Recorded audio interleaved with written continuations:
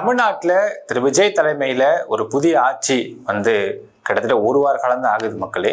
இந்த ஒரு வார காலத்துக்குள்ள முதல் ஊழல் குற்றச்சாட்டு எழுந்திருக்கு அப்படிங்கிறதும் அது வந்து அதுக்கு காரணம் வந்து வெளி அதிகாரிகள் தான் காரணம் அப்படின்னு என்னதான் அந்த துறையோட அமைச்சர் திரு என் ஆனந்த் அவர்கள் சொல்லியிருந்தாலும் இதற்கு முழுக்க முழுக்க காரணம் அமைச்சர் என் ஆனந்த் மட்டும்தான் அப்படின்னு டீட்டெயில்டா ஆதாரத்தோட பார்க்க போறோம் இந்த பதிவுல.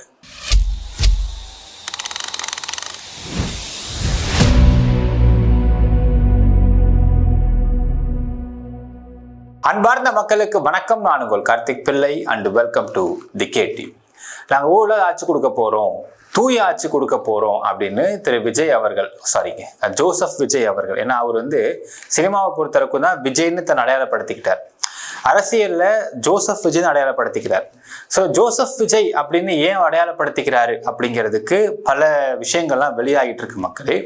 இதற்கு உதவிய கிறிஸ்டியன் மிஷனரிஸ் எவ்வளோ பணம் கொடுத்து இதை ஒர்க் பண்ணாங்க, அண்ட் இந்த இடத்துல சிஎம்மா வந்து அவர் கோட்டு போட்டுட்டு இருக்கிறதுக்கான காரணங்கள்லாம் என்ன அப்படின்லாம் அடுத்தடுத்த வீடியோவில் பார்க்கலாம். இப்போ திரு ஜோசப் விஜய் அவர்கள் வந்து ஆட்சி அமைக்கும் பொழுது மக்கள்கிட்ட சொன்ன ஒரு இது என்னன்னு பார்த்தீங்கன்னா, ஒரு அடிச்சு விட்ட போர்டா என்னன்னு பார்த்தீங்கன்னா, நாங்கள் தூய ஆட்சி கொடுக்க போகிறோம், சுத்தமான ஆட்சி கொடுக்க போகிறோம், ஊழலே இல்லாத ஆட்சியை கொடுக்க போகிறோம் அப்படின்னு சொல்லிட்டு இருந்தார். இப்போ எந்த அளவுக்கு ஒரு உருட்டினாரு அப்படிங்கிறத ஆட்சிக்கு வந்து ஒரு வார காலத்திலேயே இந்த உருட்டெல்லாம் வெளியாயிடுச்சு, குட்டு வெளிப்பட்டுருச்சு அப்படிங்கிறத பார்க்குறோம்.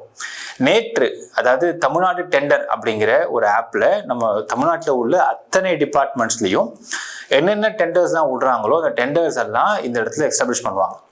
ஸோ இதை பார்த்துட்டு வெளியே உள்ள பல பிஸ்னஸ் பண்ணுறவங்க டெண்டருக்கு அப்ளை பண்ணுறது தான் வழக்கம். இதன் அடிப்படையில் நேற்று 19 மே 2026 காலையில் 9 மணிக்கு ஒரு டெண்டர் வந்து ஓப்பன் ஆகுது. அதாவது பப்ளிஷ்டு டேட்டு காலை 9 மணி, க்ளோஸ்டு டேட்டு அதே 19 மே 2026 3 மணி. ஒரு 6 மணி நேரம் மட்டும் ஒரு டெண்டரை ஓப்பன் பண்ணி க்ளோஸ் பண்ணிட்டு அடுத்தது ஓப்பனிங் டேட், இப்போ டெண்டரை யார் கொடுக்க போறோம் அப்படிங்கிறத 4 மணிக்கெல்லாம் ஓப்பன் பண்ண போறாங்களாம். இதை வெளியிட்டு இருந்தாங்க. இது வெளியேற்று கரெக்டாக ஒரு 12-12:30 மணிக்கெல்லாம் இதை வந்து எல்லாரும் பார்க்க ஆரம்பிச்சு சமூக வலைதளங்கள் இதை பற்றி பேச்சு ஆரம்பிச்சதுமே அந்த இதையே க்ளோஸ் பண்ணிட்டு ரிமூவ் பண்ணிட்டாங்க. இப்போ இதுக்கு வந்து காரணம் யாரு அப்படின்னு உடனடியாக வந்து திரு என் ஆனந்த் அவர்கள், இது வந்து என்ன ஒரு ப்ராஜெக்டாக விடப்பட்டு அப்படின்னு பார்த்தீங்கன்னா, காஞ்சிபுரம் மாவட்டம் கோனேரிக்குப்பம் அப்படிங்கிற ஊராட்சிக்கு உட்பட்ட காரப்பேட்டை அப்படிங்கிற வில்லேஜில் ஒரு மேல்நிலை நீர்த்தேக்க தொட்டி கட்டணும். இது நீர்த்தேக்க தொட்டி சுற்றி அந்த பவுண்டரிஸு அதுக்கேற்ற அந்த ஃபென்சிங்லாம் சேர்த்து கட்டுறதுக்கான விடப்பட்ட அமௌண்ட்ன்றது 16.83 lakhs. இதுதான் டெண்டர் வேல்யூ. ஸோ இதுக்கான டெண்டர் விடப்பட்டுச்சு. உடனடியாக என்ன சொல்கிறாங்கன்னா, நேற்று வந்து திரு என் ஆனந்த் அவர்கள் தலைமையில் வந்து இந்த விசாரணை அமைக்கப்பட்டு விசாரணை பண்ணப்பட்டு இந்த விசாரணையில் வந்து யார் இந்த டெண்டர்லாம் பண்ணாங்கன்னு பார்த்துட்டு 2 அதிகாரிகள், வட்டார வளர்ச்சி அலுவலரான கே சாந்தி அவர்களையும் அதில் உதவி பொறியாளர் இருக்கக்கூடிய திருமதி கயல்வெளி அவர்களையும் சஸ்பெண்ட் பண்ணிட்டாரு அப்படின்னு நியூஸ்லாம் வெளியிட்டிருக்காங்க இன்னைக்கு மார்னிங் மக்களே. இப்போ இதற்கான முழு மூல காரணம், இப்படி பண்ணுங்க இப்படி செய்யுங்க அப்படிங்கிறதுக்கான முழு மூல காரணம் யாரு அப்படிங்கிறத ஆதாரத்தோட சட்டப்பூர்வமா பார்க்கலாங்களா? அது இப்போ நிறைய பேருக்கு தெரியாது. டெண்டர்னா என்ன, இது எப்படி பண்றாங்க, ஏது பண்றாங்கன்றது தெரியாது. நான் ஃபர்ஸ்ட் அதை எக்ஸ்பிளைன் பண்றேன் மக்களே. அதாவது நமக்கு நீங்க பார்க்கக்கூடிய எதுவாக இருந்தாலும், ஒரு பாலமா இருக்கட்டும், ரோடா இருக்கட்டும், எதுவாக இருந்தாலும் எல்லாத்துலேயுமே நம்ம அதை கட்டுறதுக்குன்னு ஒரு டிபார்ட்மெண்ட்ஸ் இருக்கும். அதுதான் பொதுப்பணித்துறை டிபார்ட்மெண்ட். இப்போ நம்ம கிராமத்துல வந்து ஒரு நீர்த்தேக்க தொட்டி கட்டணும் அப்படின்னா அந்த நீர்த்தேக்க தொட்டியை கட்டுறதுக்கு ஒரு டிபார்ட்மெண்ட் இருக்கும், பொதுப்பணித்துறை டிபார்ட்மெண்ட். ஆனால் பொதுப்பணித்துறை டிபார்ட்மெண்ட் அவங்ககிட்ட லேபர்ஸ் தான் இருக்க மாட்டாங்க.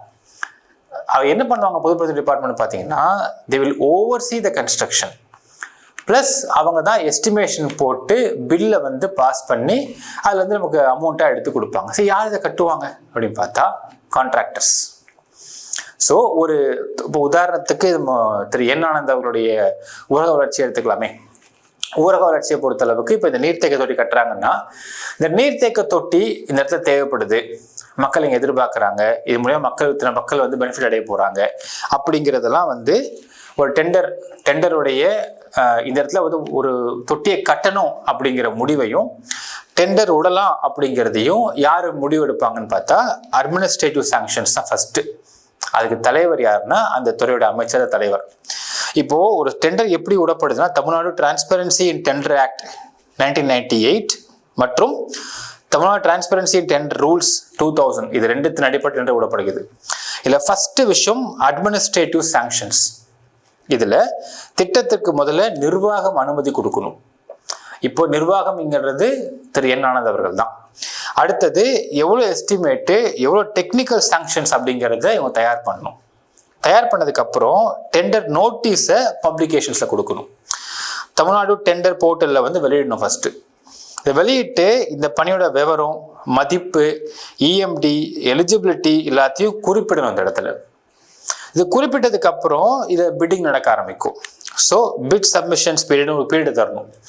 என்ன பீரியட்னு பார்த்தீங்கன்னா மக்களே, as per Tamil Nadu transparency in tender rule 20 படி ஒரு 10 கோடி ரூபாய்க்கு உள்ள ஒரு டெண்டர் கொடுக்குறாங்க அப்படின்னா குறைந்தது 15 days டைம் தரணும் பிட் பண்ணுறதுக்கு.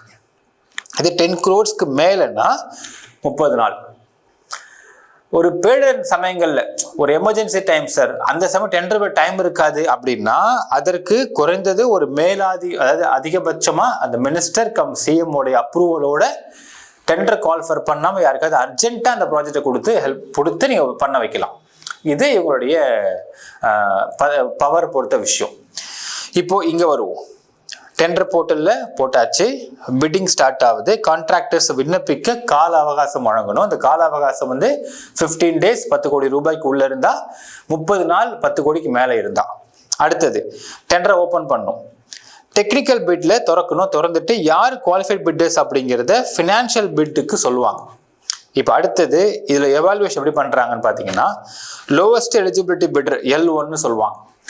யார் லோவஸ்டா பண்ணியிருக்கிறாங்க அப்படிங்கிறத பார்த்தோ, அப்படி இல்லைன்னா குவாலிட்டி கம் காஸ்ட் பேசிஸ்ல பார்த்தோ எலிஜிபிலிட்டி ஃபிக்ஸ் பண்ணி இவங்களுக்கு எவாலுவேட் பண்ணி கொடுத்துருவாங்க.